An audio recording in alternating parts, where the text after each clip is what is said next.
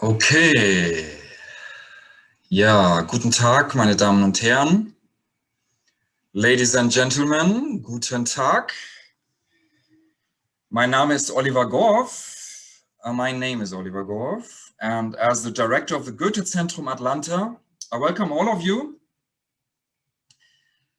Before we actually start, a little bit of housekeeping.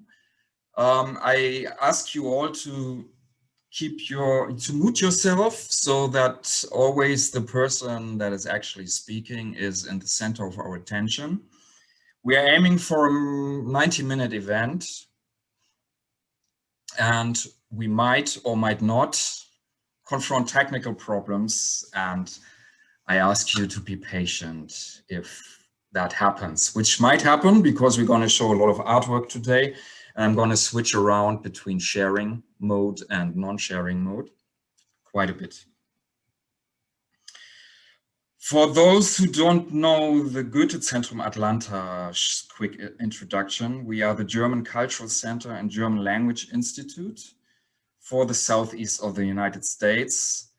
And our mission is to deliver programs like this one to foster communication, education, collaboration, and cultural exchange. This month is a busy month for Germans who celebrate 100th birthdays. And that's why we quite eloquently named our series of events, of which this one is the last one, the May of 100th birthdays. It focuses on the centennials of the Nazi resistance fighter Sophie Scholl and her group, the White Rose, who you might have heard of, whose birthday we celebrated on May 9th, as well as last Monday. Also 100 years old would have turned the conceptual artist, Joseph Beuys, and actually today, the playwright or writer, Wolfgang Borchert from Hamburg. They were very different types of artists and characters. So what connects them other than being German and being born in the same year and month? A good question. And here's the answer. Both were men in war, both suffered in war, both almost died in war, and both became anti-war artists. Both, and that is the actual point, both turned their war and post-war experience into art, as different as their art may have been. Wolfgang Borchert is an author whose main work, the theater play Draußen vor der Tür, The Man Outdoors, dig deep into the challenges of a veteran returning home from war, traumatized, marginalized, searching for sense in all his suffering. It is a major work of German literature, and last Saturday, Goethe examined the way Borchert turned his experiences into literature. His style is so abstract and straight to the soul and point of human experiences that it's almost terrifying how close his work hits home with war experiences today and all over the world. Wolfgang Borchert is, in my humble opinion, the author of the moment for a country battling with the end of a decade-long war. And actually, I see a performance group like the Combat Hippies, whose executive director, Anthony Torres, is with us today, as a distant cousin of Wolfgang Borchert's work. The other more obvious artist to inspire this evening today is Joseph Boyce. I will not talk about him a lot, but I will let a video of the National Galleries of Scotland introduce his personality before I then finally become to the main characters of this evening, the artists from Miami and from Atlanta, and also my co-host, Mary. But first of all, I want to show you the video about, a short video about Joseph Beuys, which kind of very well shows why I thought, and we thought, it would be a good idea to talk about art and the art of healing, really. and this is coming up now, as soon as I find the right thing to share. There it is, 1 second.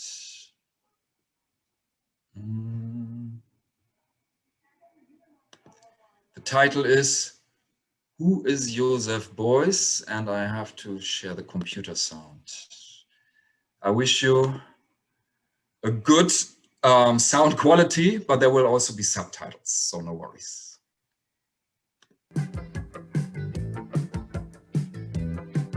Aus dem Land, das sich selbst zerstört und uns den Way of Life diktiert, da kommt Regen, bringt Waffen und Tod. Joseph Boyce was one of the most influential artists of the 20th century. He was also one of the most charismatic and controversial. He blurred the lines between art and life and believed that socially and spiritually engaged artists had the power to change the world.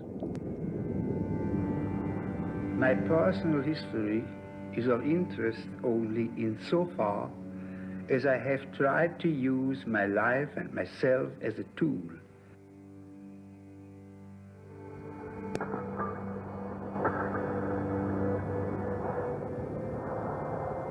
It was in 1943. My Junkers 87 was hit by Russian anti-aircraft fire and I crashed in a snowstorm in the Crimea, in the no man's land between the German and the Russian fronts. I was found in the wreckage by a clan of nomadic Tatars. They covered my body in fat to help it regenerate heat and wrapped it in felt as an insulator to keep the warmth in.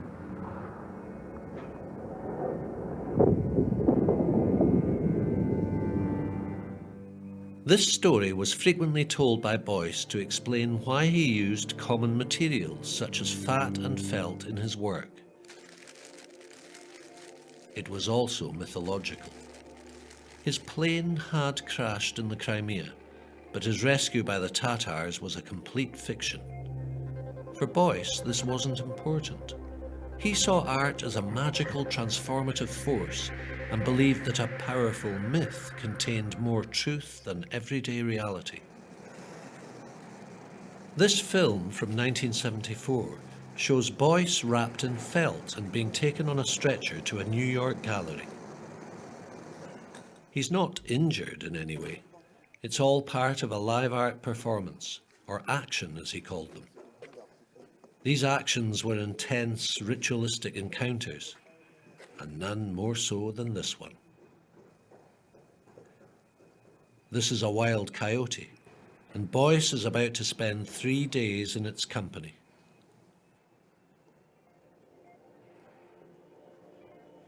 The coyote was one of the most important symbols in Native American mythology, but European settlers saw it as a pest to be eradicated.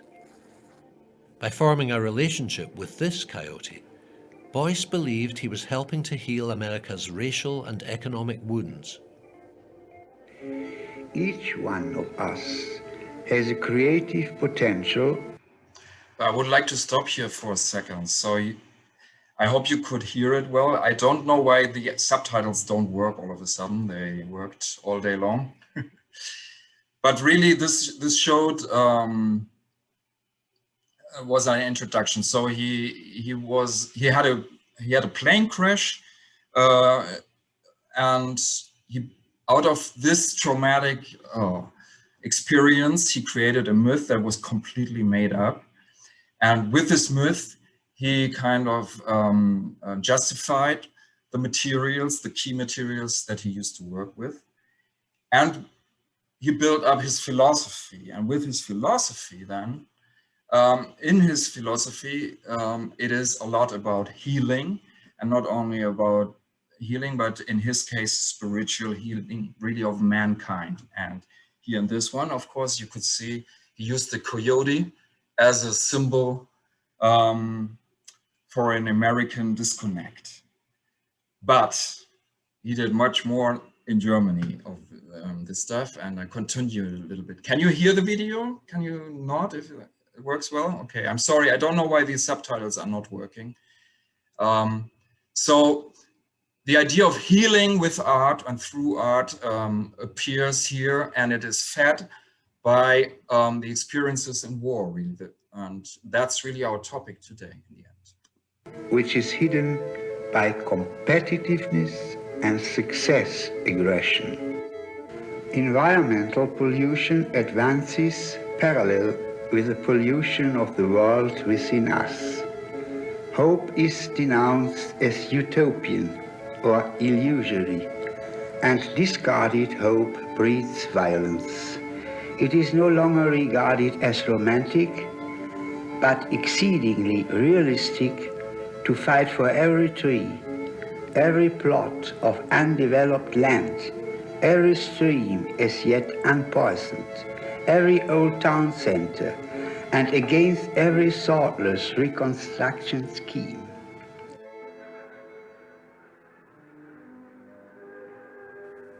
From the mid-70s on, Beuys used his actions as forums for his political and environmental beliefs. An advocate of grassroots democracy and a founder member of the German Green Party, he went on lecture tours, sketching out his radical ideas on large blackboards. He wanted us to think of society as a giant social sculpture and ourselves as artists with the power to shape it. During this period, Beuys was a frequent visitor to Scotland. He was drawn here by an intense interest in Celtic mythology, culture and landscape. This film by Scottish artist Rory McEwen documents his trip to Rannoch Moor with gallerist Richard DeMarco. Beuys found this a profoundly inspiring landscape and paid his respects in his own idiosyncratic way by carving a translucent beating heart out of a slab of gelatine. I believe that the human being is fundamentally a spiritual being, and that our vision of the world must be extended to encompass all the invisible energies with which we have lost contact, or from which we have become alienated. Joseph Boyce's methods were often mysterious, but his intentions were clear. He wanted to communicate the social function and healing power of art. The images he created haunt and challenge to this day.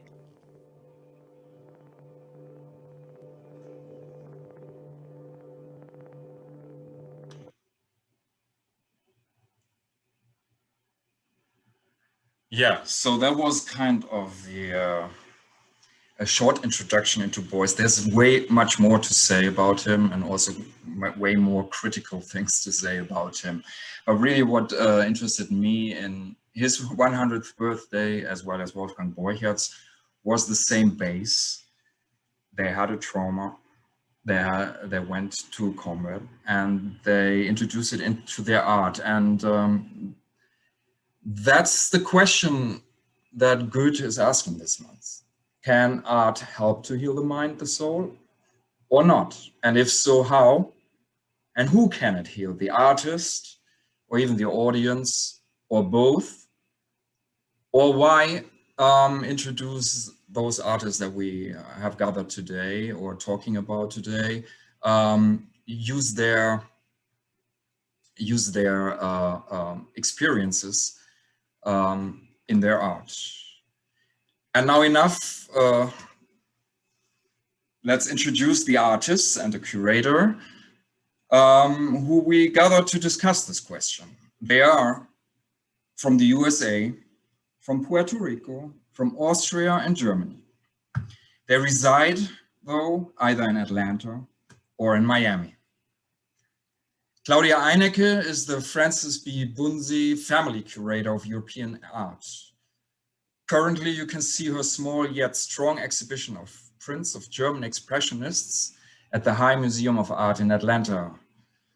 Hello, Claudia. Hello, it's always trouble finding the unmute yourself button. I know. Hi, Oliver. Before we continue, I will just introduce everybody else and then we come back to you. Sure. Anthony Torres is a writer, performer, and executive director of Combat Hippies, beautiful name, an ensemble of Puerto Rican military veterans, performing artists based in Miami, Florida. He is also currently working as a readjustment counselor for the Department of Veterans Affairs. Hello, Anthony. Hi there, thanks for having me. You're more than welcome. Willis is an Atlanta-based photographer who has been photographing the now gentrified communities since coming home from, I quote, so many years deployed. And another quote, what he's really working with is landmarks of blackness swept away. And Willis, you were also deployed to Germany, right? Yeah, I was deployed to Stuttgart for a year. It was amazing. We're going to talk about that maybe as well. Welcome. Right. Thank you for coming. The next one, Terry Darnell, uses her camera to connect to places few people explore. She served 6 years in the United States Air Force, notably in Berlin, during the Cold War.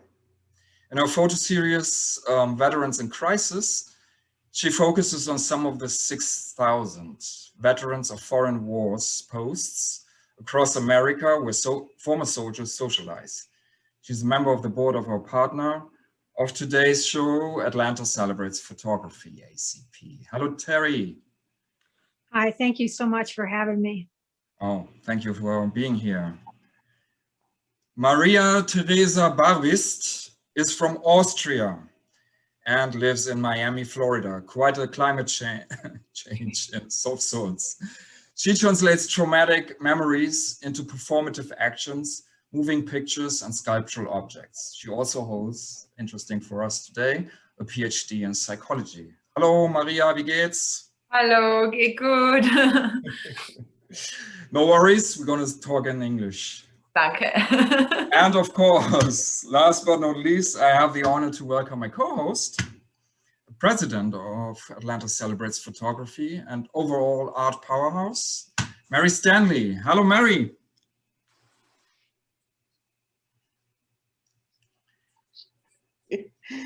It's really an honor to get to know you, Oliver, and to have an evening with all of these talented and amazing artists. So thank you for including me and Atlanta Celebrates Photography in this great program. We are about healing. And I think this is just a really excellent premise for discussion. So thank you, Oliver. Oh, you're more than welcome, of course. Mary, she will speak with Willis and Terry, the two photographers here in our panel. And I personally, I have a background in the theater. And I also used to live in Miami, like Anthony and Maria right now. So I will focus on those two. But we start the evening with the curator, Claudia Einecke, who will talk about the German artist Otto Dix, expressionist, and the way he dealt artistically with his impressions during World War I, I think, more than a century ago. Hello, Claudia again. Hello, yeah. Thank you for organizing this very interesting and timely program.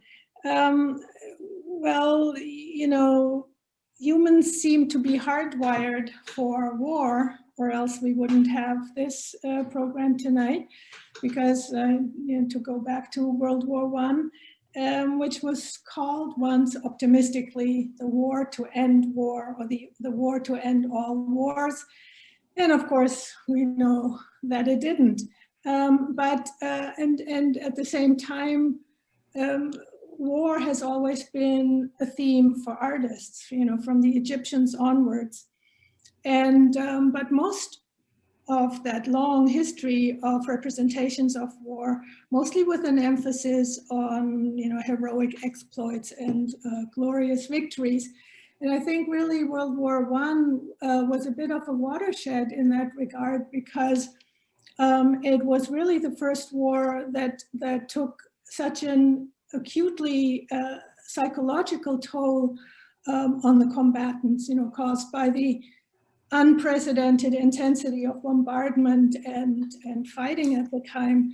It was then that the concept or the reality of shell shock, or what we now call PTSD, really emerged at that time and was diagnosed and recognized as a new type of wound that might not show up on the body the way a gunshot wound might. But and at the same time, through World War II, it sort of disrupted the conventional modes of expression for artists, because the traditional way of representing a war did not take into account that new reality and the psychical trauma and the shock of this new war experience.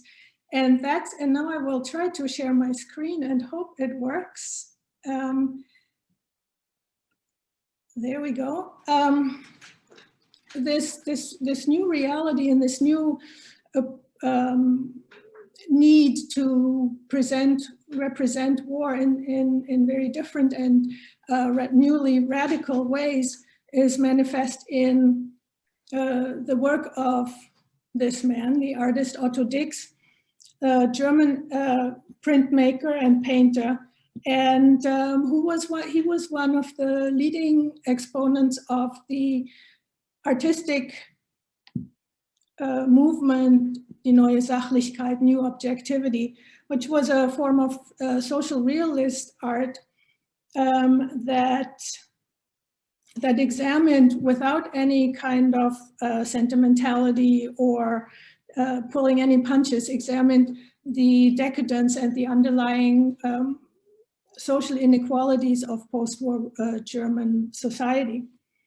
But more to the point for us here tonight is that Dix created a large and really important body of work that dealt with his experience as a combatant in World War I. When the war broke out, he actually volunteered. He was at that time, well, let's see, he was born in 1891. So the war broke out in 14 and 9 is what, 23? He was 23 or something like that. Excuse me, just a second, I need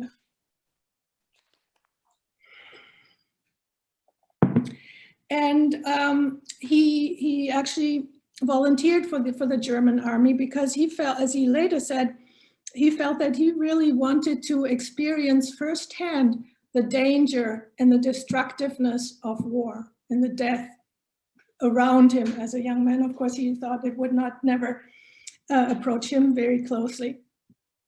So then he served mostly as a machine gunner, both on the Western Front and in the Eastern Front for 3 years. And he was wounded several times, and one time almost fatally. And he was, not surprisingly, deeply affected by the sights and his experience of the war. And later described a recurring nightmare that he used to have of having to crawl through bombed out and ruined buildings and having a hard time getting through the rubble and the destruction. But so based on that experience, or from that experience, he created really many works, paintings as well as prints that dealt with the war. And I'm going to look a little bit at one series, and that's a series of 50 etchings and aquatints, 50 prints that he called Der Krieg, the war, which was published in 1924, sort of as an antidote to the traditional heroic interpretation of the war. And the images in this series were largely based on Dix's personal memories, of course, and they have a really nightmarish and hallucinatory quality. and through that give a really harsh and unflinching account of the horror and perversity of war. As you see in these here, many of the prints actually picture the aftermath of battle, dying, dead, or decomposing bodies, dehumanized and shell-shocked soldiers, and sort of bombed out landscapes. As etchings, the series is absolutely a tour de force. It employs and deploys the whole range of visual and expressive potential that the medium, the etching print in the print medium has. And these two, I just want to point out, are in fact the two prints that Oliver referred to. They are, for those of you who are here in Atlanta, you can go look at them in real life, as it were, and in full size at the museum, at the High Museum, where they are part of a small installation of German expressionist printmaking. But in these prints, in taking all 50 altogether, Dix really used all the different shades and nuances that etching allows the artist to use in order to confront the viewer almost viscerally with what is depicted in the individual work. So for example, on the left-hand side, the image of the bombardment of the town of Lens is really all done in a linear style, and the lines are very fine and faint in some areas, but they have a sort of fragility about them, and there's a lot of empty white space, and I think that really underscores or creates already in just as a medium, as a style, the sense of vulnerability and fragility, and there's this open space and there's no protection. The houses are flimsy. They don't offer any protection from the bombs that will be falling from the sky. Or on the right-hand side, the very, very differently, the dead man in the mud, where the whole sheet is really in dark tones, filled with amorphous shapes of black and various shades of gray, and there's that graininess to the color, if you can call it color, and some kind of sort of a sense of something thick and viscous, sort of very much like the thick mud that really moves very slowly if you're trying to slog through it. So Dix really exploited the sort of corrosive quality of etching and of the etching medium. Etching is where the acid etches into a copper plate in order to create the image. But this really, the etching itself and the acid at work really emphasize and are an equivalent to the processes of decay, of dying and decomposing and decaying.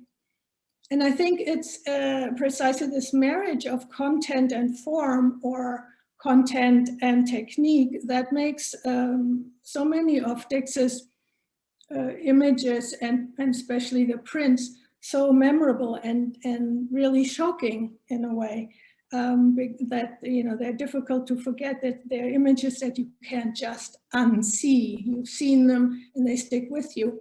And I don't know, and I wonder, it would really be amazing if we could have Otto Dix here tonight and ask him what did it mean for him to produce these images and the paintings and the other prints that he made. Did they help him digest and heal himself from the trauma that he clearly suffered in the war. So with that, I stop sharing and pass the buck back.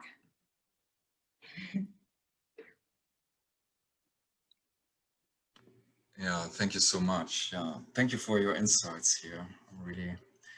We're really lucky that our event today coincides with the exhibition that there is, or the installation as you called it.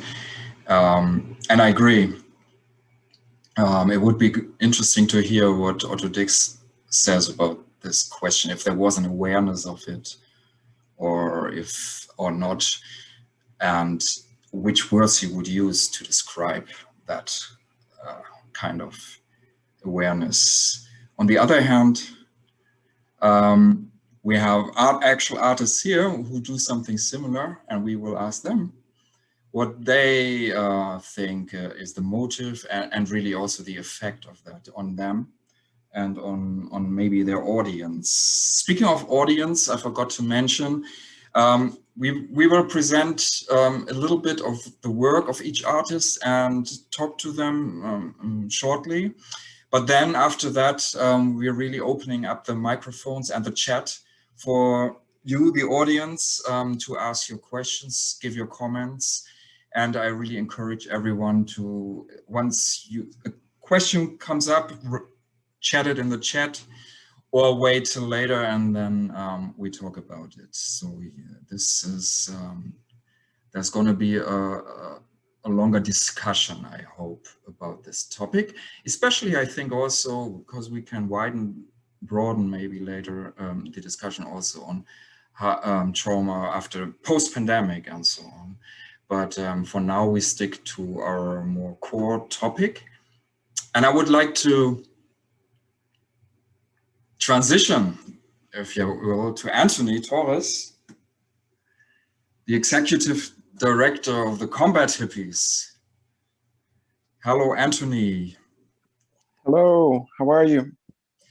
I'm good. How are you? Good. Good to see you. It's been a while. Yeah, sí. ¿Cómo estás? Bien. Yeah, Anthony, actually, I moved to Miami around 10 years ago, and the premiere, I think, of Combat Hippies was one of the first shows at one point that I ever watched and saw in Miami. And I was so impressed and still am of your work. And we're going to talk about your work, and I'm going to show one of the trailers for Amal to share with the audience. But my first question was actually you saw the prints of Otto Dix. Do they speak to you in your experience, or are they very different since they are from Europe and from a different century? You know, one thing specifically about this type of art, what I really like is that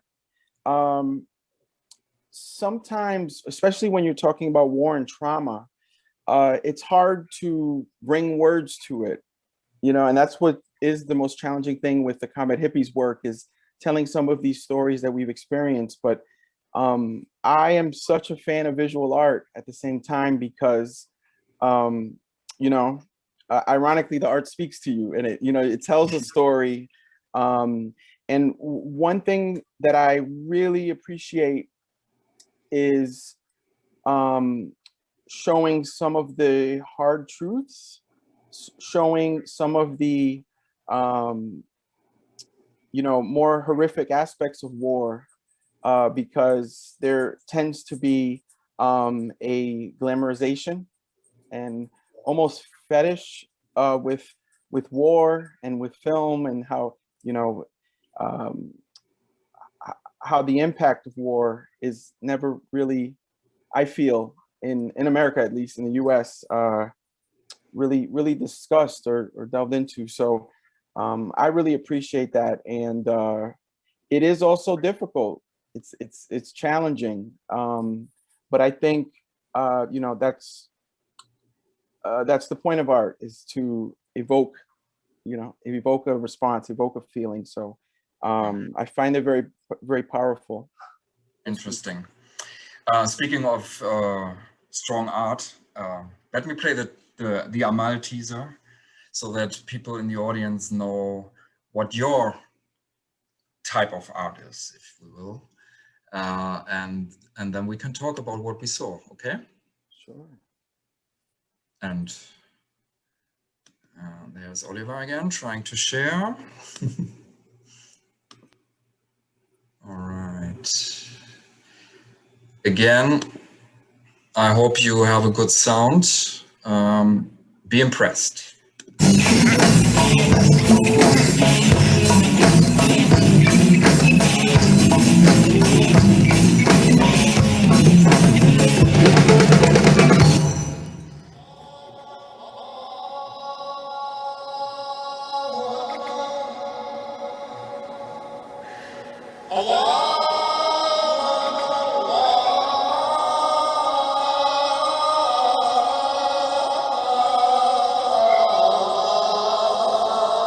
My job was to help both guards and prisoners get through their time at Abu Ghraib while getting through it myself. They carried toys and clothes to family visitation, where they held a baby girl whose smile reminded me that love is pure and hope, Amal, is real.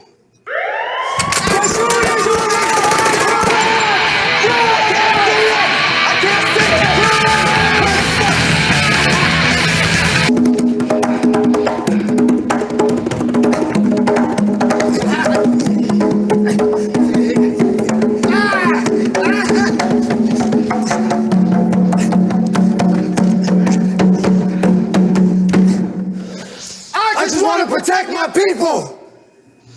Ready! Aim! Fire!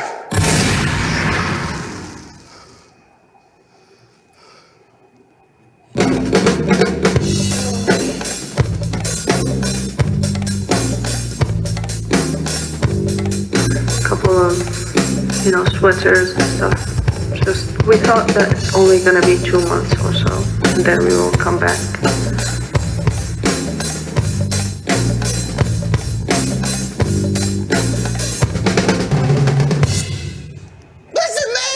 Trying to drop knowledge. Then I'm gonna drop a needle to these tracks. What you need to drop is the money in my pocket for that bag you copped. We struck como lightning, and within minutes they were overrun and waved white flags of surrender. Next, we invaded the US! Post office, that is. Payback, puñeta. The hurricane destroyed the local church, so they sang outside. As long as we breathe, Esperanza is alive.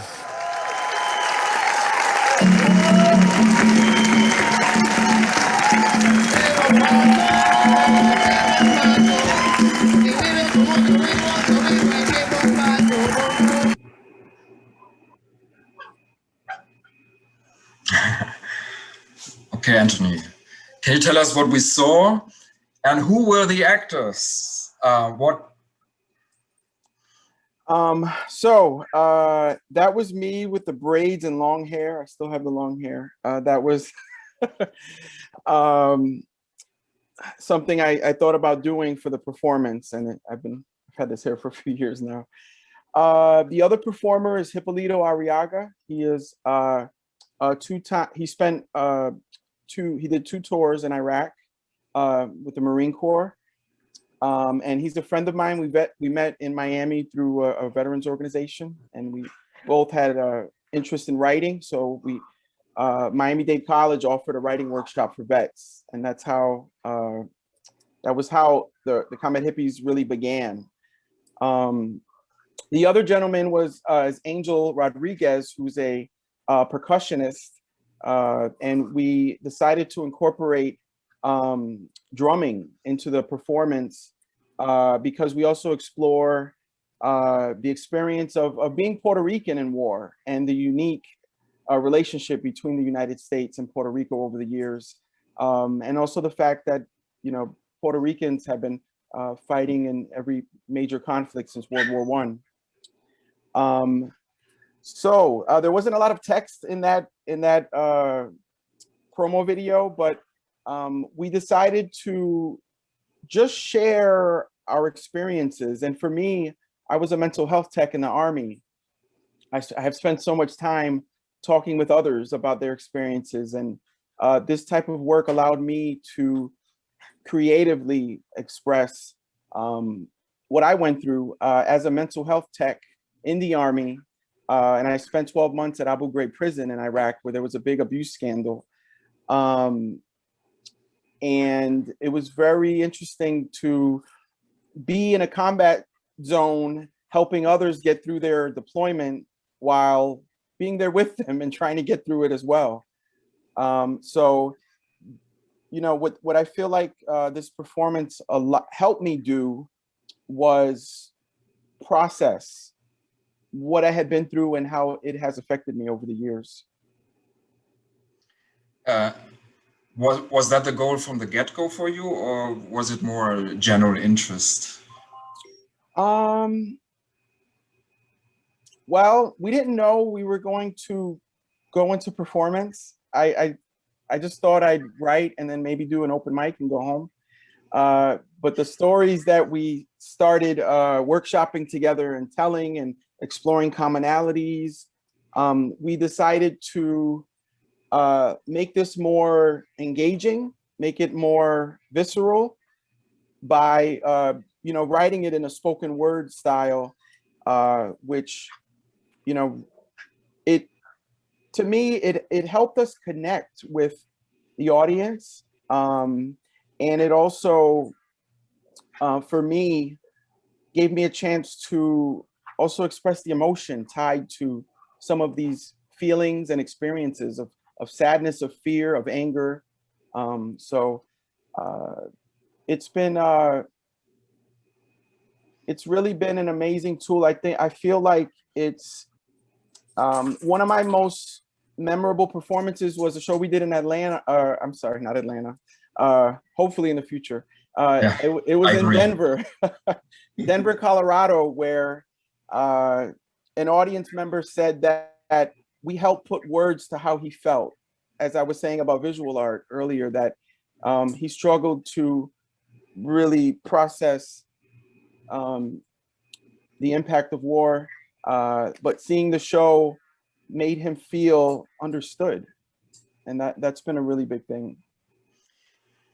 Now that you mentioned that, that was actually also my experience when I was at your show quite a few years ago. There were other veterans, I think, in the audience who in the after show party or whatever you want to call it, came to you and really expressed very loudly and so on how they related to what they had seen on stage, like different than the typical, let's say, theater audience, right? It was really it seemed like it really hit them in a very deep place. Yeah, and you know, that's why we chose to do talkbacks after every performance, because we evoked a lot of responses and feelings from the crowd, oftentimes with many veterans present with their family members. And a veteran said that he brought his 2 young children to the show because he said that they deal with the impact of war, but they don't understand why, you know, he struggles with PTSD or what PTSD even is. So it's I'm excited to continue to do this work because I want to use it as a platform to have discussions about war and the impact of war on people, and also not just the people fighting in war, but the people living in war-torn countries who oftentimes are forced to become refugees. Yeah. You know, it's not only the people who fight and come back home and have to deal with the aftermath of those experiences, but the people living in these areas as well. Yeah, it's a pretty, it's a group, in my opinion, that brings together a lot of very condensed but very strong. A lot of different aspects of what me, as somebody who has never been even in the military, doesn't really know.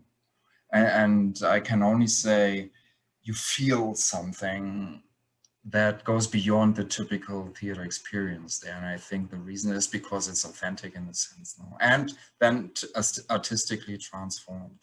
I would like to say, that was all very heavy. I would like to say that our newest show is called Amal, which is Arabic for hope. And that the silver lining in all of this is this concept of post-traumatic growth, that the life-changing experiences that we've been through have changed us, but it's not entirely bad.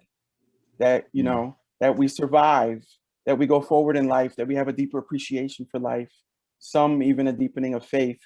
And that there is also an opportunity to grow from these experiences. So that's also a big part of the work. That's interesting. And I'm glad that you mentioned that, because it's not one-sided what we want to talk about, right? Very interesting. We're going to come back to you, but I would give the word to Mary and really see what the photographers have to say about themselves, veterans, and how what their work in photography means to them, and so on. Hello, Mary. So some of the 20th century's most influential and innovative artists were also military veterans. And I have, Terry, can you turn your sound off? Can you hear me? I'm getting double. I have the opportunity to introduce Willis. Just call him Willis. I met Willis. He is from Marietta, Georgia. He is a 18-year naval reservist and is still involved in active duty, correct? Intermittently, Willis? Yeah, that's right, intermittently. And he has taken advantage of the GI Bill, the opportunity to go to SCAD and study photography. He's been working with Michael James O'Brien, one of my esteemed colleagues, and he made a really wonderful parallel about Willis. And he studied, his mentor was Walker Evans, and he said that Willis and Walker Evans both have really taken the full advantage of the access that they have to really concentrate and focus and tell an important story. And Willis's photography is, in a way, to me, seems totally removed from his life in the Navy. Not that I know a lot about that, but that is my first question for you, Willis, is it seems like a complete departure, perhaps, from your experience in the military. So can you talk a little bit about your military experience? As we mentioned earlier, you know, really great artists blur the lines between art and life. And I think Willis and his work is a perfect example of that blurring. These are some beautiful deconstructed landscapes that have gaps in memory and experience. We'll talk a little bit about this work. Yeah, so like Mary said, I was active duty for 9 years. I have 7 years of sea time, which means like I was on a Navy ship for 7 years. And I was coming up to re-enlist, and when you re-enlist in the Navy, we have a person called the detailer, and they kind of like give you all of your options of where you can go. And he was like, hey, shipmate, all we got is, this is 2011. He's like, hey, shipmate, all we got is ships until 2014. And I was like, yeah, I'm done with active duty. Like, I can't do another ship. And so I had got out.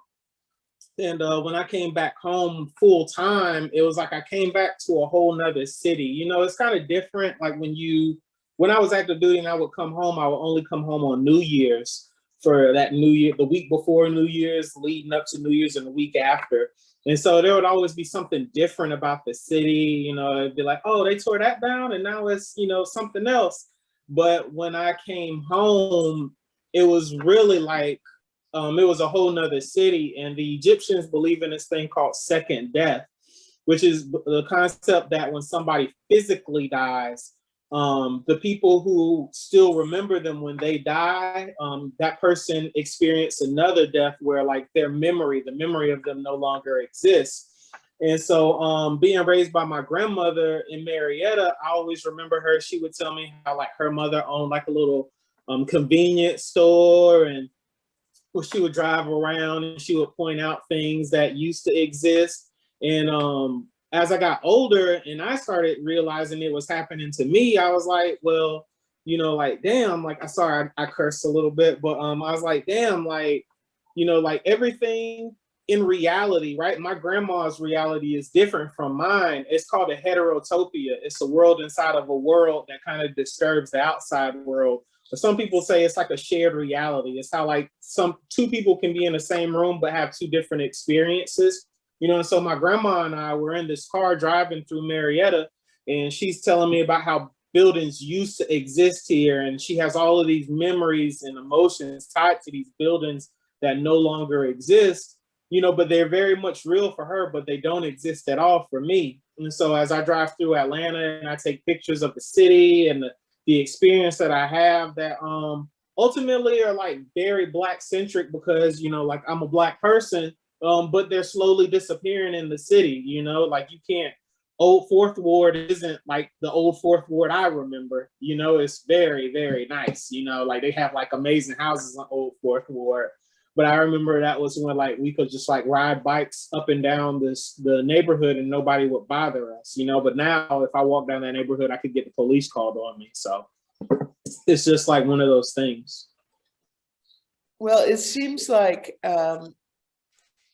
that there's a lot of work that you're doing in a lot of different spaces in addition to the landscape.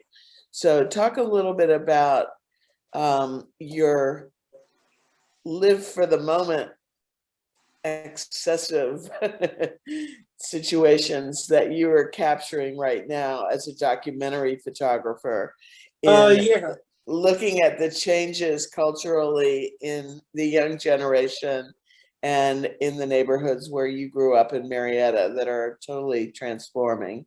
Yeah, so a little bit about me is that I was raised during the crack era in Atlanta, you know, so like everybody that I know, like all the people that are my age, like all our dads, all our uncles, like sold drugs, did drugs, like stuff like that.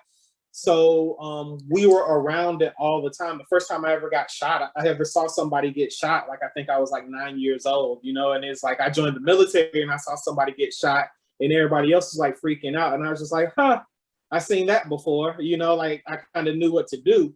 But it was one of those things where like I'm so used to it, just kind of like seeing the drug culture in the city and being around it all the time, that it kind of like permeated. Like I just wanted to take pictures. I went to the Trap Music Museum.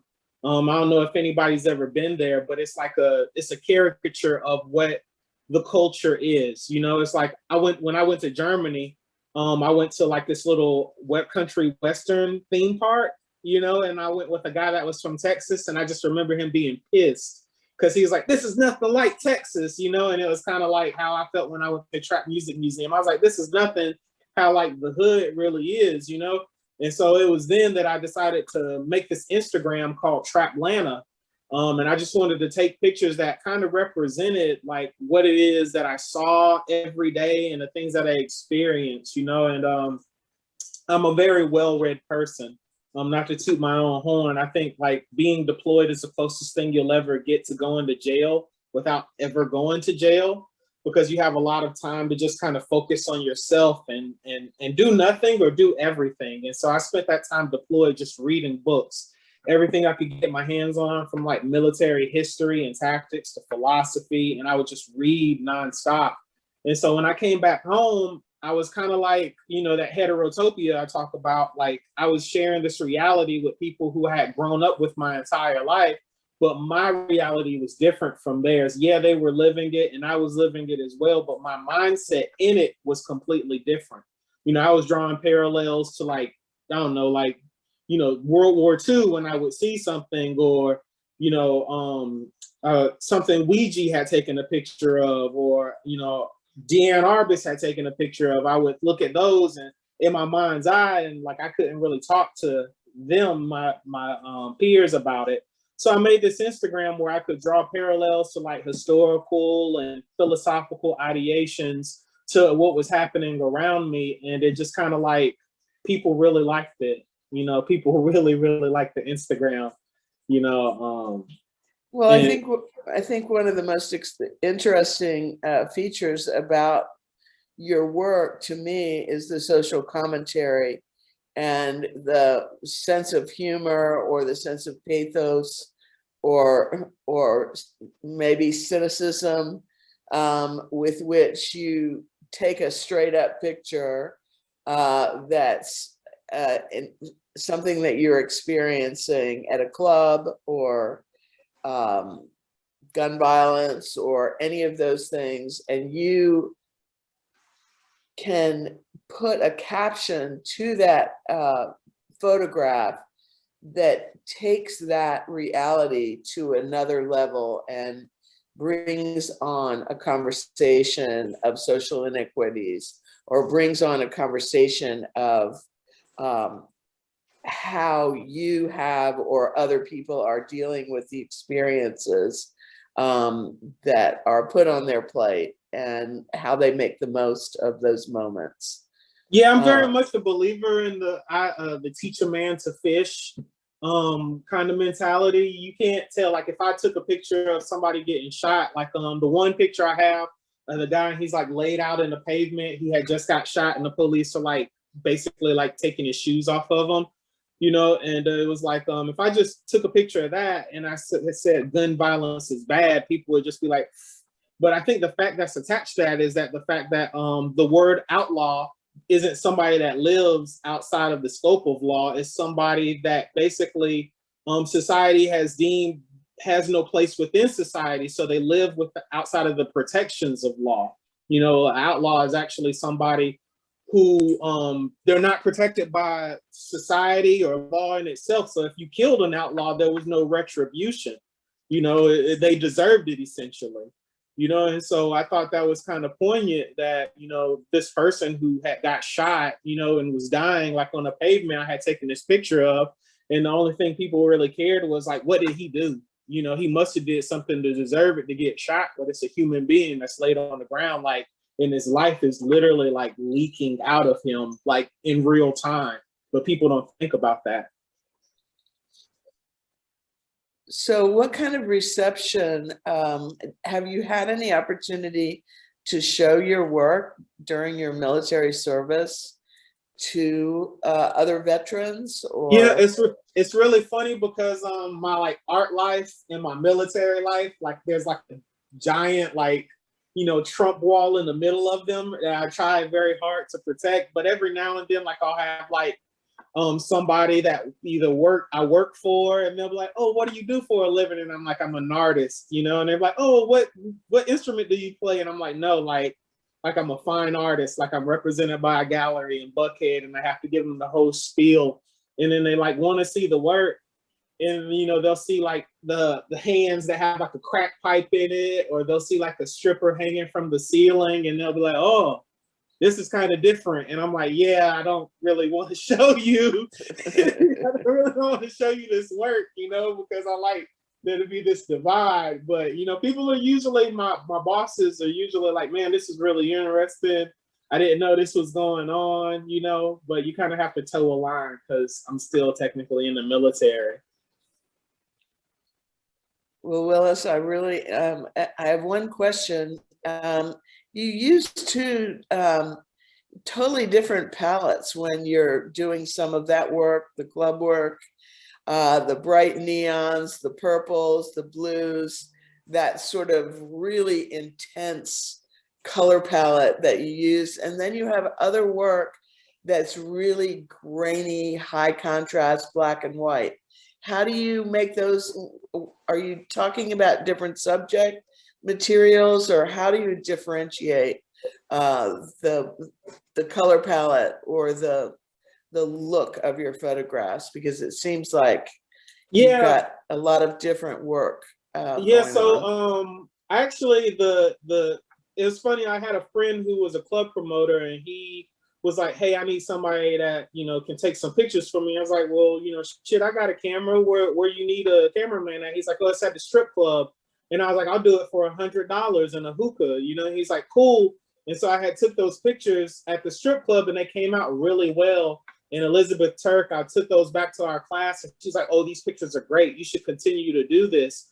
And so I just started taking pictures of strippers, and the next thing I knew, like, I was like the strip club guy in Atlanta. Like, people would call me and be like, oh yeah, we having an event at this strip club, come through, you know. And I started noticing my Instagram, the Trap Atlanta Instagram, just had like a lot of half naked women on there, and like Club Smoke and stuff like that. And I just kind of got tired of it. I kind of got like burnt out of seeing like half naked women. That's so weird to say like out loud, you know, but it was just kind of like, oh, I don't want to see another thong, you know? And so my grandma was like, come to church with me one day. And I was like, no. And she's like, I need a ride. You're taking me to church. And I was like, cool, whatever. And so like I brought my camera, and I talked to the pastor. I was like, can I take some pictures here? And he was like, yeah, sure. You know, anything from Mother Tig's grandson. And so I was just walking around the church, like taking pictures. And when I went back and looked at them, I didn't like them because I was so used to the color, you know. I felt like the actual color in reality kind of took away from the austerity and like the sacredness of like church, you know. Like I felt like it was so like reverent that it didn't need color. Like the message was already there, and like if you took the color out of it, it kind of said something else. It said what it was really supposed to. And so I was posting those pictures on Sunday. Like every Sunday I would post like the black and white pictures. And I got tired of church. Don't let my grandma hear that.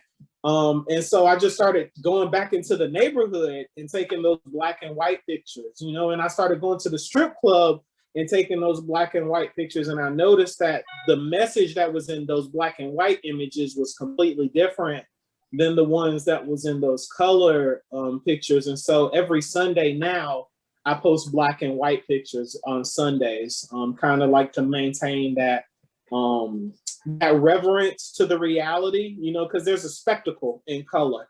You know, when you see things colorful, you know, when you go to the grocery store, you buy things that are bright yellow and bright red because, you know, your mind tells you it's delicious because it's colorful, you know. And so, but I think if you desaturate an image, then you kind of like look for the meaning even more in like what it's supposed to be. Like if it was just a brown box and it's cereal on the front, you'd be like, well, shit, what kind of cereal is it? Is it healthy? Is it sweet? You know, you would be more inclined to be more interested in the cereal.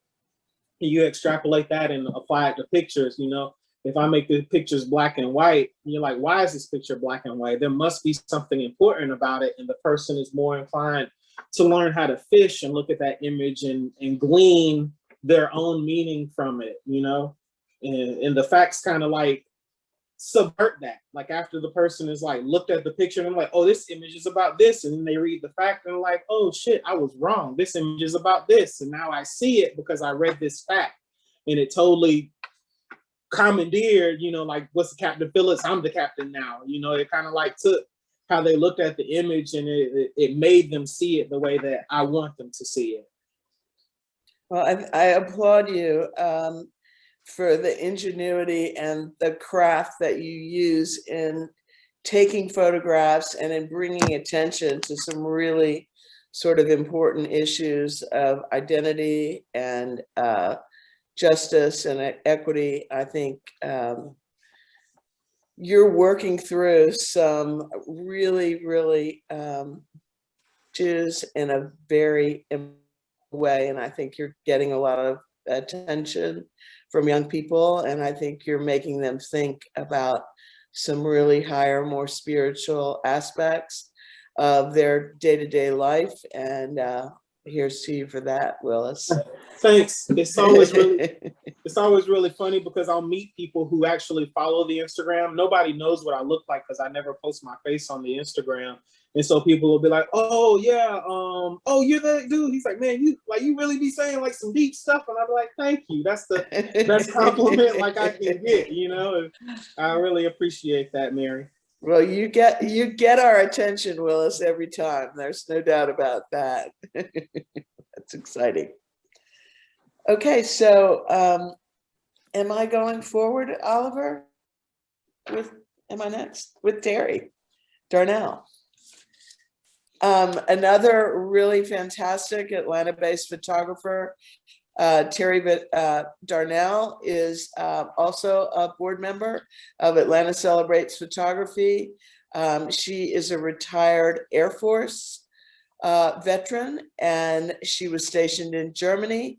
I was first introduced to Terry's work when she was in a show that I curated for the Atlanta Photography Group, and she was photographing dancers too. So 3-3 on the dancer photo enthusiasm tonight.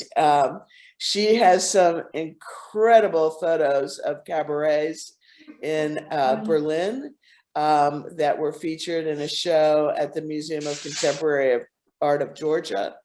And really, again, a person that is using her access to people and stories to really do a great job of drawing in the viewer and telling them some really important issues. She has traveled to 47 states throughout the United States, photographing VFWs. Terry, can you talk a little bit about what a VFW is and how you got interested in that topic? Yeah, thank you, Mary.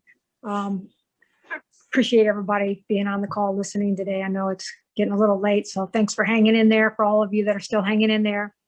So yeah, I was stationed in Berlin for a couple of years, so I appreciate that connection too. I started photographing VFW halls, which that's a Veterans of Foreign Wars, and Veterans of Foreign Wars started back in the late 1800s when veterans came back from the Spanish War, and they came back with a lot of traumas, injuries, PTSD that they didn't even know they had, and they didn't have any place for them to go. So they formed a group of veterans, and you know, as a way to get together and talk about their war experiences and try to heal. And so that's when the VFW actually started. It's a nonprofit organization, and it grew one by one, and it really expanded into the about until the 1980s, mid 1980s. And that's they had about 2 million members at that point, and almost 10,000 VFW posts around the United States. And so they started declining about the mid 80s, and now they only have about 6,000 posts and about 1 million members. So I'll get more into that in a little bit. Somebody else's pictures are up. Am I still on? Yes. Okay, there we go. So how I got started doing this is I used to visit my mom down in Florida. Recently, I've moved her up here. So while I was down there visiting, I was always going around looking for something that I could take a picture of, you know. So I was down there one evening, and during like the twilight hour, and I was driving down the road, and I looked on the side of the road, and I saw this sign, and it said VFW. And I thought, well, yeah, I know what that is. My dad used to talk about going to the VFW hall once in a while. So I thought, well, that looks kind of interesting. Just some old rackety looking building that looked like it was falling apart, and signs were old and sort of decrepit. And that's kind of right up my alley for taking pictures. So it's one of those things as a photographer, you just do a U-turn in the middle of the road. And sometimes those U-turns can change your life. And in this particular one, it changed my life. I took a U-turn, and I got out of my car, and I was really nervous because sometimes when I go in buildings that they don't allow photographers in there, or they don't want you taking pictures inside the building, then you have to go in there and ask. But I just went in and I thought, oh, well, just kind of see how this unfolds. And I saw this Marine, and he had a Marine cap on. In the Air Force, we call them caps or hats, and it said Marine Division on his hat. And I said, hey, that's a really cool ball cap you have on. And he looked at me and he says, that's not my cap. He said, that's my cover. And so then at that point, I felt like, okay, I got my first jab in from him, so we're going to be friends. And because everybody in there, they were jabbing each other, they were teasing each other, they were just having a lot of fun, playing bingo. And so I thought, well, if that kind of camaraderie is going on in this VFW, and I wonder if this is going on around the entire United States. And so I just started thinking about just doing one of these at a time and seeing how things go. And so I started photographing VFW halls as I went back and forth from my mom's from Florida to Georgia. And then I started making a plan, and then I started going all over the United States, just making sure I could just photograph at least one VFW hall in every one of the states. I've done 47, I have 3 more to go: Alaska, Hawaii, and Wisconsin, except, with COVID, it's put a little stop on the traveling, but I hope to start that back up soon. So one of the things, Terry, as a sorry, we're in the same location. One of the issues as a gay woman in the military, you have some really special empathy to the needs and situations of others in underserved communities. And I think your investigation of the VFWs has led you to really pick up a couple of really sort of critical causes. And I know that one of your interests is trying to combat and support the incidence of suicide in the veteran population. That is something that I know is an area of healing that you are particularly keen on addressing and developing strategies and conversation about. Can you talk a little bit about that?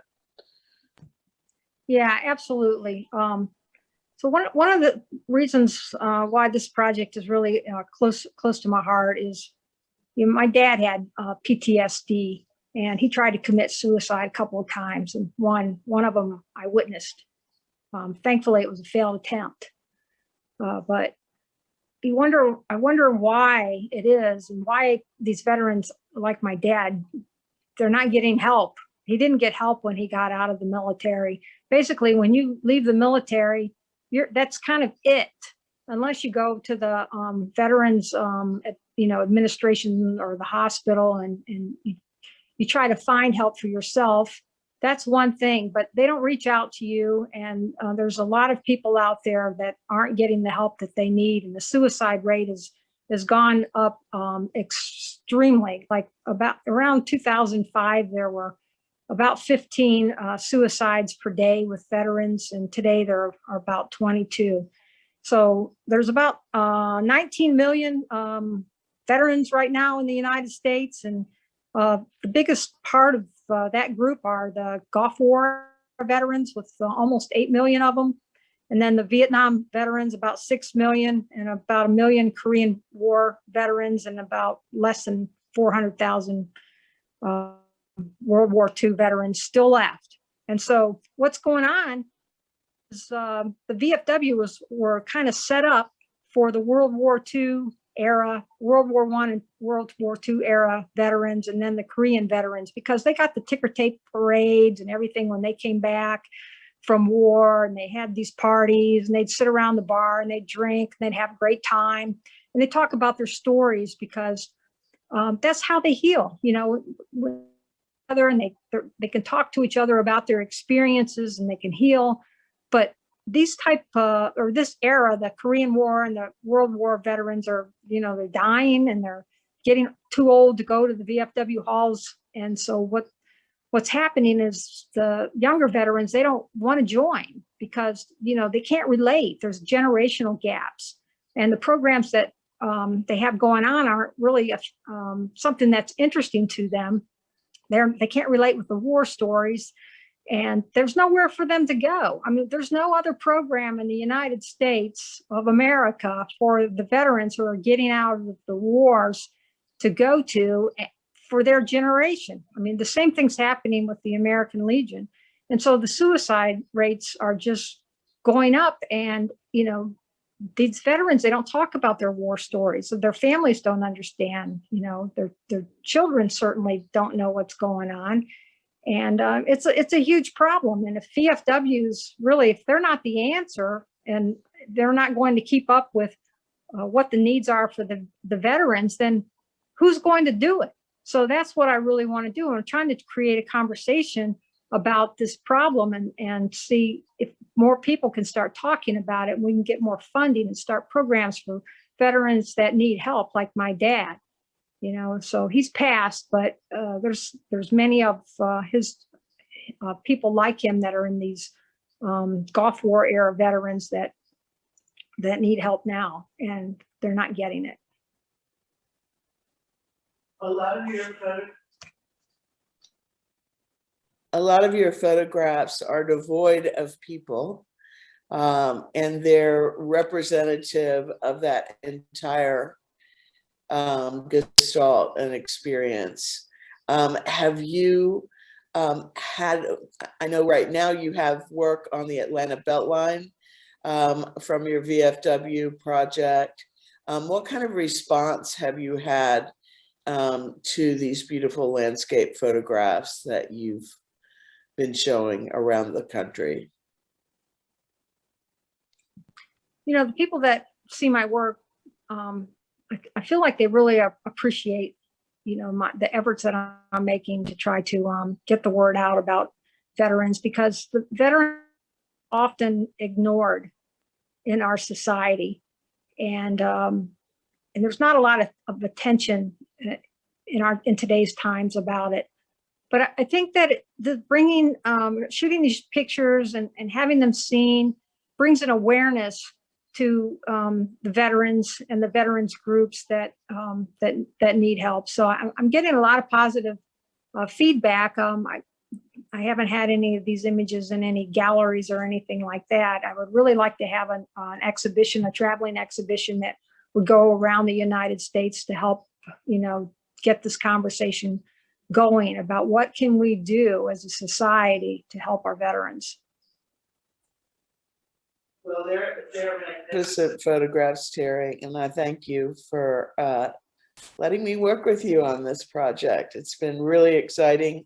I know you've got 2 more states or 3 more states. Yes, Alaska, Hawaii, and of course, Wisconsin. There you go. There you go. So that will be a complete project for sure. Congratulations to you on your work. Yeah, thank you very much, Mary. Appreciate it. Thank you very much, Mary, and Terry and Willis for sharing your art and the background behind it. And I can assure you, you and also Anthony, your stories and your art is so capturing that nobody has left the chat ever. And I think that speaks to also to the quality of your work, but also I think to the moment we are in, where topics like these are really at the forefront. I'm gonna now turn to Maria, a performance artist from Austria, as I said, and she has not been in combat or in military, I think. I don't know. But she will help us also to widen a little bit the spectrum now towards trauma in general, away from only war.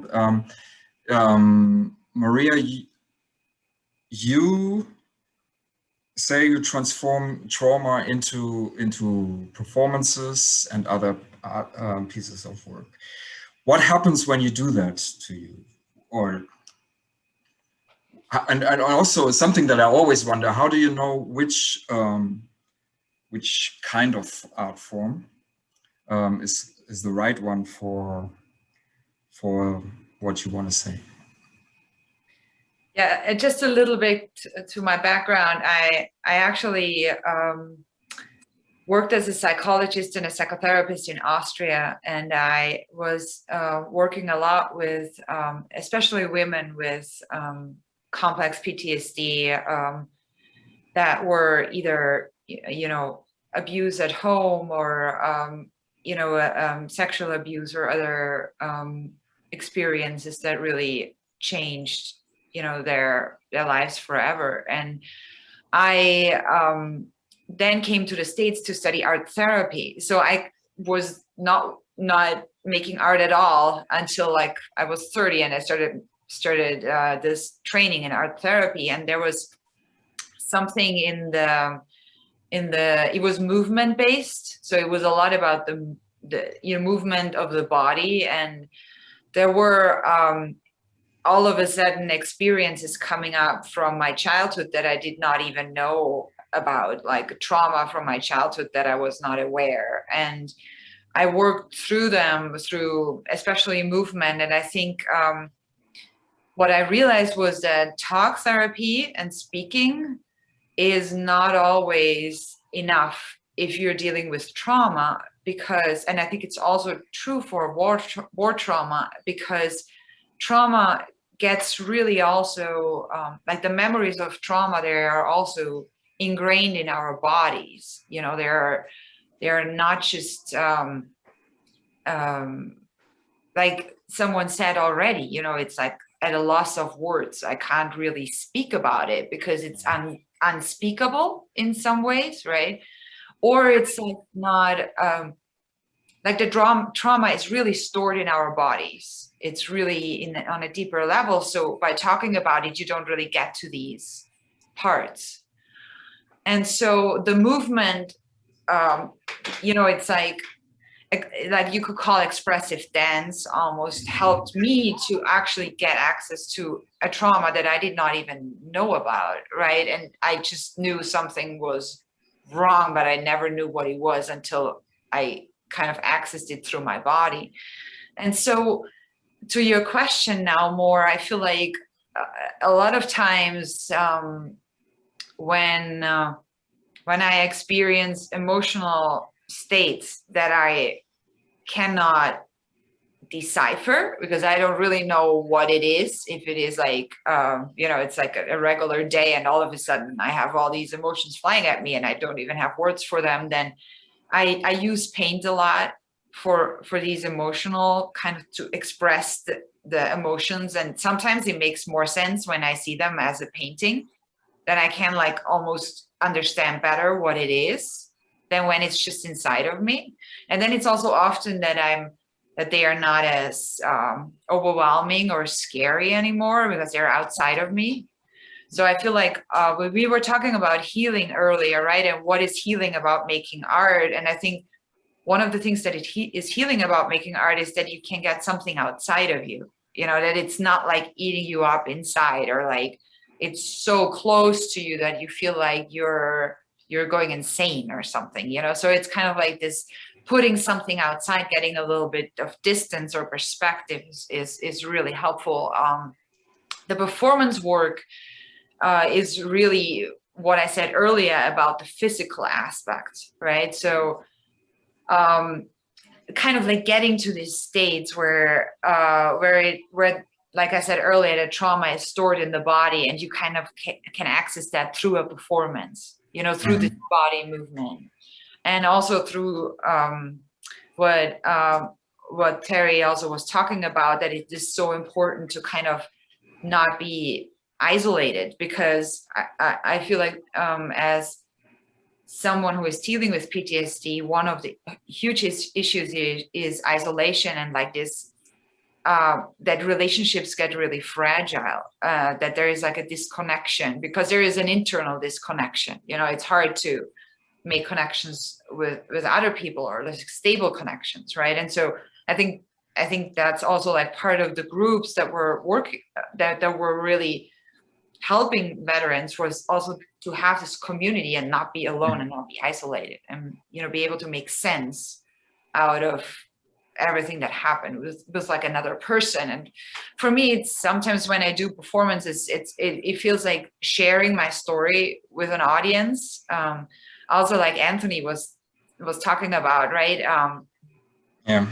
That people see themselves in the story that you're telling, and that creates a connection as well. Yeah. And I think that last point is really something that is true for art in general. I think, no, that you see something of yourself there, and recognize yourself if it works out well. I would like to show a little bit of your work as well. Especially in the beginning, not too much movement. It's a video called Spieglein, Spieglein an der Wand, which is, for German speakers, one of those phrases that you hear all the time, right? And it's translated into mirror, mirror on the wall. And let's have a short look. And please forgive me, I will jump a little bit in the video just for reasons of time, yeah? Go ahead. I hate that actually, because I think it destroys the full effect, but and after maybe a follow-up question or so, I invite the audience to give their questions and comments.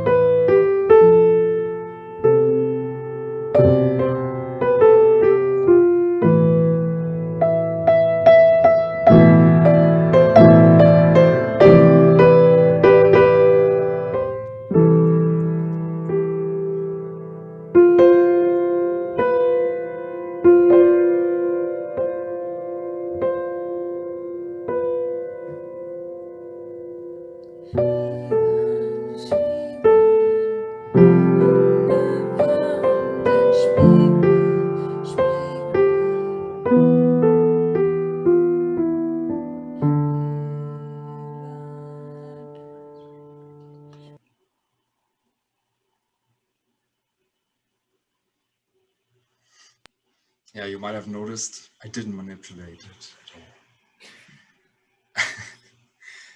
at all. Because I find it very impressive, moving, and also I hate to interrupt artworks.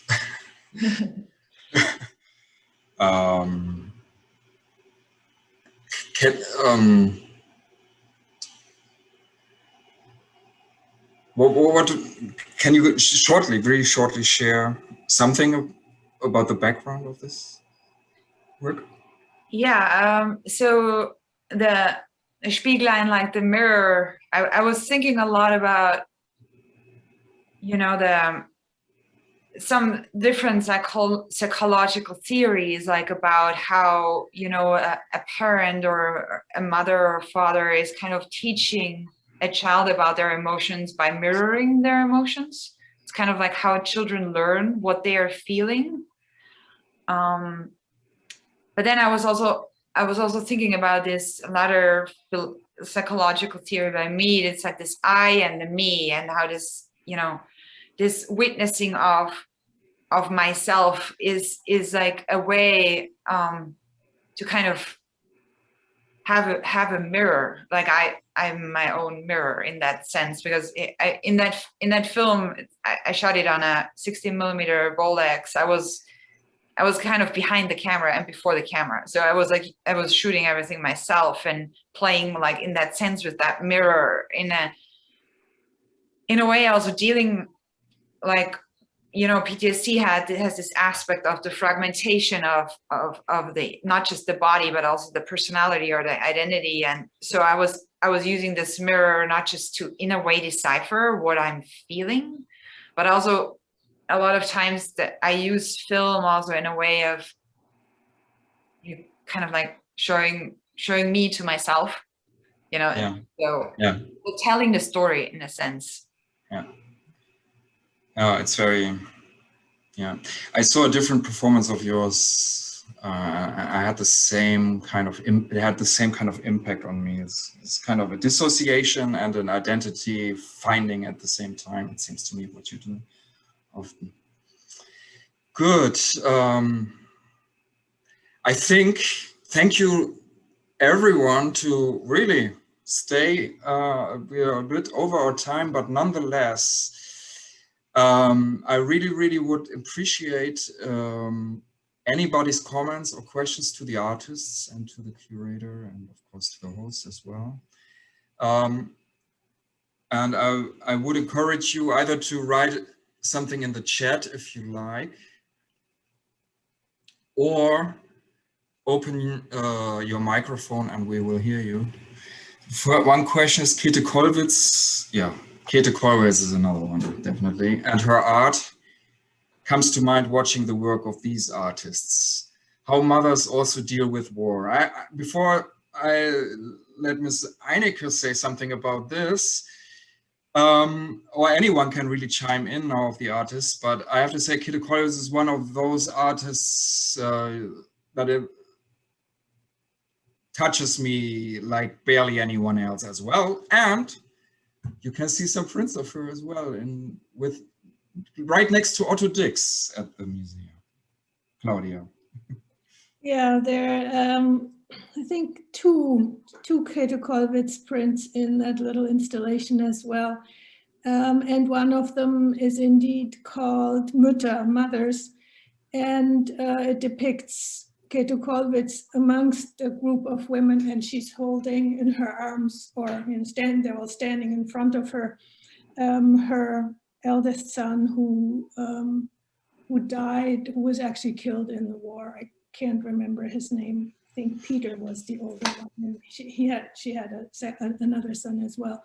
But I think, I mean, the difference that I see with, now going to my area, with between Käthe Kollwitz and Otto Dix, is that I think Kollwitz so often or usually shows us the people who are experiencing trauma and who are in pain or have to deal with trauma in these situations. Whereas what I felt so strongly in Dix's imagery is that he actually shows us the cause of the trauma. I mean, for me, it's difficult to look at some of the images because they are such a shock to me. And I have not been in combat. I've not seen dead people and people being killed and violence and things like that. But so I don't want to say that these images can cause me trauma, because trauma would be too strong, in comparison to other people's experiences. But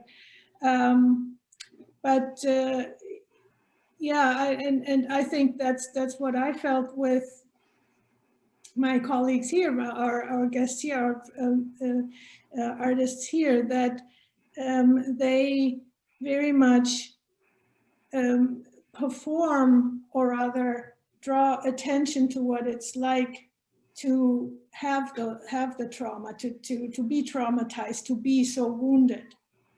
And yeah, I think there's definitely a connection that can be drawn to Käthe Kollwitz. Thank you.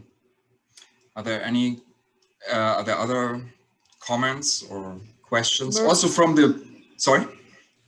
Maria, I was just going to say, I love the analogy of the mirror as a way of exploring and giving empathy and meaning to the struggles of other people. I think that is really a brilliant analogy, and the simplicity and beauty of your video was just right on point. Really, really moving. I'm glad you didn't abbreviate it, Oliver. Thank you for that. Thanks so much, Mary. Any other comments, questions? I have so many questions. I have a comment. Yeah. I just want to say that the work is all so strong, and it takes incredible courage to examine your own trauma and to be able to use that to move forward, to grow and help other people. It's really a gift. And I've done some of that in my own work. And, my hat's off to all of you, because it takes a lot of courage to do it. And it's beautiful work, all of it, and so different. Thank you, Susan. That's really nice. Yeah, I'm a big fan of what you're doing. And I am of you. Thank you. Thank you. And I just feel like your work is going to develop more and more wings. I said that to you quite a while ago. Looks like that's happening, which is wonderful. It's great. Yeah. Thank you so much. You're mentioning a good point. The quote that we took from Joseph Beuys for this panel was really show your wound. And I think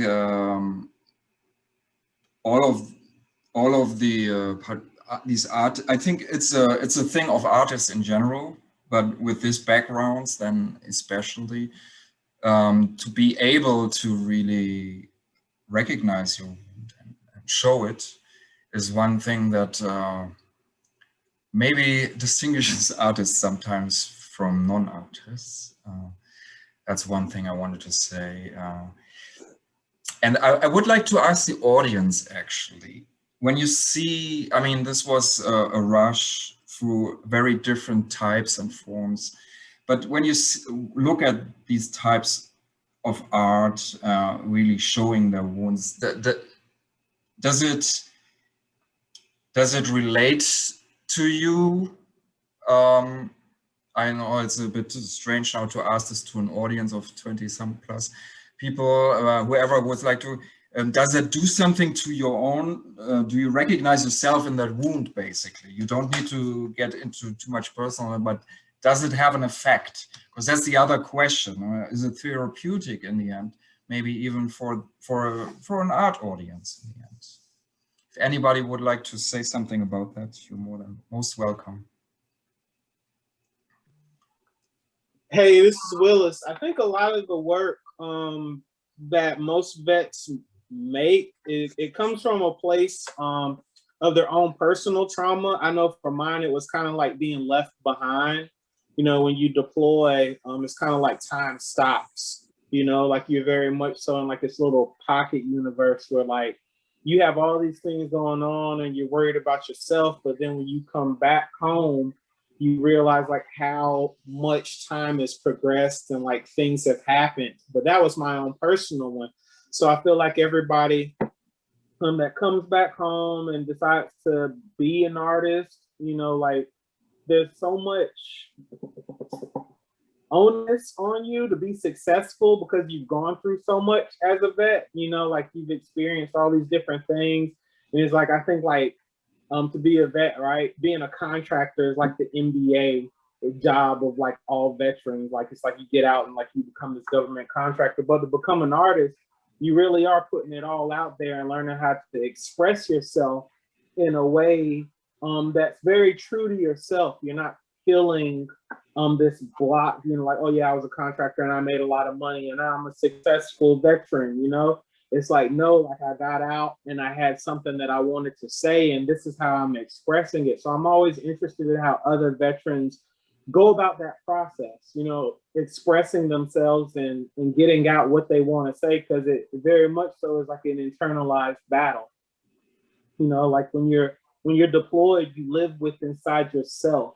Well, yeah, there's like 100 or 1,000 other people with you, but like you're very much doing that war or that battle, or you're on that field by yourself, you know, and you're just making sure you're all right. And if you're all right, then you can help the person next to you, you know, and it's not a very easy way to live, you know. And so when you get back home, you're like, okay, cool, I can decompress. And it's always interesting to see how people decompress. You know, with Anthony, it was this spoken word and this artistic acting, you know, for the better part. I'm not very, you know, eloquent when it comes to things in theater, you know, but I see where the work is going. And the same with Maria, I see like where the work is going, and with Terry, I see where the work is going. And it's always very unique and interesting to see how people unpack that. Yeah. I'm done. Oliver, can I make a comment about connecting with the general public, civilians, audiences? Yes, please. One of the biggest things that's resonated with me is that people have come up to me after shows and they say, I don't have anyone in the military. Nobody in my family has served. I cannot relate specifically to some of these experiences you shared, but it still touches me, and it reminded me of this or that, and that there's absolutely a universality and to all the art that everyone's sharing. By the way, I am fans, Maria. Everybody that shared, I love your art. I get so excited to see other folks' art. That's the commonality. I think that's what helps us connect and make sense of our own experiences, because we can all relate to hurt. We can all relate to loss. And things like that. So to me, what's very exciting, even with this very thing that we're doing here now, is that this is community sharing, and this is where the healing takes place, is when you have people who are willing and open to be vulnerable and to show those scars, to unpack those things, and to share them with others. I've seen that's where the growth happens. That's where the healing occurs. You know. Amen. Amen. Exactly. I think this is the perfect final statement to me. Community, I think, is really at the core, I think, of also what we are missing, maybe, or have been missing over the last year or more during the pandemic and other issues. I want to thank all of the artists, and Claudia Einecke as a curator, and Mary as my co-host. And I give you the last word, Mary. We come together The last word. Before I give you the last word, I will just say we had Goethe. It came up here that I think Terry said it, that veterans are often left alone once they are back, right? And I want to go back to Wolfgang Borchert, who really talked about these issues in his writing, and who would have turned 100 today on the day. And that is also something that I heard from many people. And for me at Goethe, I'm trying to find a way, we were trying to find ways to connect with those veterans and soldiers and their children maybe, that were at one point or the other deployed and stationed in Germany, because there are a lot of them, and have their experience just like Terry and Willis, for example. And we want to find ways to give space to those people who have a connection with Germany, but really from this background. I hope to see, and the second thing I want to say before I leave it to Mary, I hope this was a sort of a beginning of a conversation that will grow on art and these topics with us together, and maybe in a more non-pandemic environment, and maybe not on Zoom, etc. That is my deep hope, maybe together with Atlanta Celebrates Photography, maybe together with the High Museum of Art, or with other institutions. And with that, Mary, floor is yours. What I would just like to say, thank you again, Oliver, for putting us together, is we've all experienced isolation during the past year or so. Certainly nothing like people that have served in the military, that have been in these incredibly violent interactions and have reached out and tried to help others who are experiencing the traumas of war. But I think that the empathy that was presented by these artists tonight, in the way that they think about things, in the way that they carefully consider and construct their images, in the way that they put importance to the time that they put into their career to create these moments of empathy for our community, are what's going to get us all through. So here's to you. Perfect. And with that, I hope to see all of you at one point or the other. Snap, sooner rather than later, please. In reality. And I wish you all a good night, a good evening, and thank you for staying with us, dear audience, to the end. Thank you. Group. Thank you. Yeah, I enjoyed it. I enjoyed it increibly, I gotta say. Thank you. Wonderful evening. Wonderful. Congratulations, all of you. Wonderful. Great work. Great. Well worth it. Thank you. Bye. Thank you. Bye-bye. Find some sleep.